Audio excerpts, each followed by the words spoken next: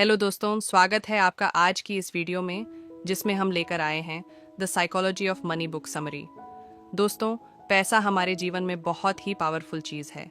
जहां एक ओर ये हमें सिक्योरिटी, कंफर्ट और फ्रीडम देता है, वहीं दूसरी ओर यही पैसा हमें तनाव और चिंता भी दे सकता है।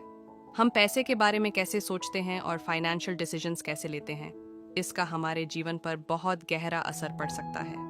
मॉर्गन हाउसल द्वारा लिखित द साइकोलॉजी ऑफ मनी एक बहुत ही शानदार बुक है जो उन साइकोलॉजिकल वजहों के बारे में हमें बताती है जो हमारे फाइनेंशियल डिसीजंस को प्रभावित करते हैं। हाउसेल का कहना है, हमारे इमोशंस, बेसिस और अनुभव इस बारे में अहम रोल निभाते हैं कि हम पैसे के बारे में कैसे सोचते हैं और उसे कैसे मैनेज करते हैं। साथ ही साथ वह यह भी कहते हैं कि इन चीज़ों को समझकर हम बेहतर फाइनेंशियल डिसीजंस ले सकते हैं। पैसों को सही तरीके से हैंडल करने की कला आपके स्मार्टनेस पर नहीं, बल्कि पैसों को लेकर आपके बिहेवियर पर निर्भर करता है। कभी कभी एक जीनियस भी पैसों को गंवा देता है, वही कभी कभी एक ऑर्डिनरी इंसान भी पैसों से वेल्थी बन सकता है। साइकोलॉजी ऑफ मनी समझने के लिए पहले एक कहानी के माध्यम से इसके सार को समझने की कोशिश करेंगे। कहानी कुछ इस प्रकार है। बुक के ऑथर एक होटल में काम करते थे जहां एक टेक्नोलॉजी एग्जीक्यूटिव फ्रीक्वेंटली आता था। वह एक जीनियस था जिसने यंग एज में बहुत सी कंपनीज बनाई, उसे बेच भी दी। उसके पास बहुत पैसे थे, लेकिन उसका अपने पैसों के साथ रिश्ता बहुत ही स्टूपिड था। वह हर समय अपने साथ नोटों की गड्डियां लेकर घूमता था, फिर बिना शराब पिए और शराब पीकर अपने अमीर होने का शो ऑफ करता था। एक बार तो उसने हद ही कर दी जब उसने अपने दोस्त को बहुत से पैसों की गड्डियां देकर कहा उसे गोल्ड कॉइन में कन्वर्ट करवाने के लिए। फिर वह अपने दोस्तों के साथ समंदर के पास गया, जिसमें उसने एक गेम खेला जिसमें जो गोल्ड कॉइन को समंदर में ज्यादा दूर तक फेंकेगा वही जीतेगा।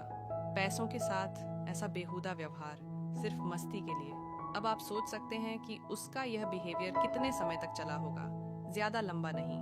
ऑथर बताते हैं कि उन्हें कुछ सालों बाद पता चला कैसे वह बैंकरप्ट हो गया। इस कहानी के साथ ऑथर एक और इंसान की कहानी बताते हैं जिसका नाम रोनाल्ड जेम्स था। वह एक साधारण अमेरिका के गांव से बिलोंग करने वाला सफाई कर्मचारी था। यह साधारण आदमी जब 92 साल की उम्र में मरा तो देश विदेश के अखबारों में उसकी चर्चा हुई। चर्चा इसलिए हुई क्योंकि मरने के समय उसकी नेट वर्थ 85 करोड़ रुपए थी, जिसमें से उसने 15 करोड़ अपने सौतेले बच्चों को और वही 43 करोड़ चैरिटी में दे दिए। अब एक साधारण अमेरिका के गांव से बिलोंग करने वाले सफाई कर्मचारी के पास इतने पैसे कहाँ से आए? जब इसका पता लगाया गया तो पता चला कि उसकी कोई लॉटरी नहीं लगी थी। वह तो एक साधारण जीवन जीता था। जितने पैसे बचा सकता था उसे ब्लू चिप कंपनी के स्टॉक में लगाकर भूल जाता था।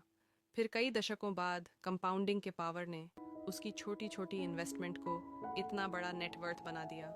ऑथर टेक्नोलॉजी एग्जीक्यूटिव और सफाई कर्मचारी को कंपेयर करते हुए बताते हैं कैसे जीवन में बहुत सारा पैसा कमाना और फिर उसे बनाए रखने के लिए किसी टेक्निकल नॉलेज की ज़रूरत नहीं है। आप पैसे के साथ कैसे बिहेव करते हैं इसकी ज़रूरत है।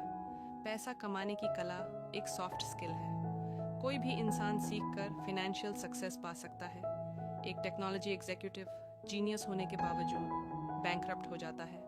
दूसरा, एक सफाई कर्मचारी ज़्यादा पढ़ा लिखा ना होने के बावजूद करोड़पति बन जाता है।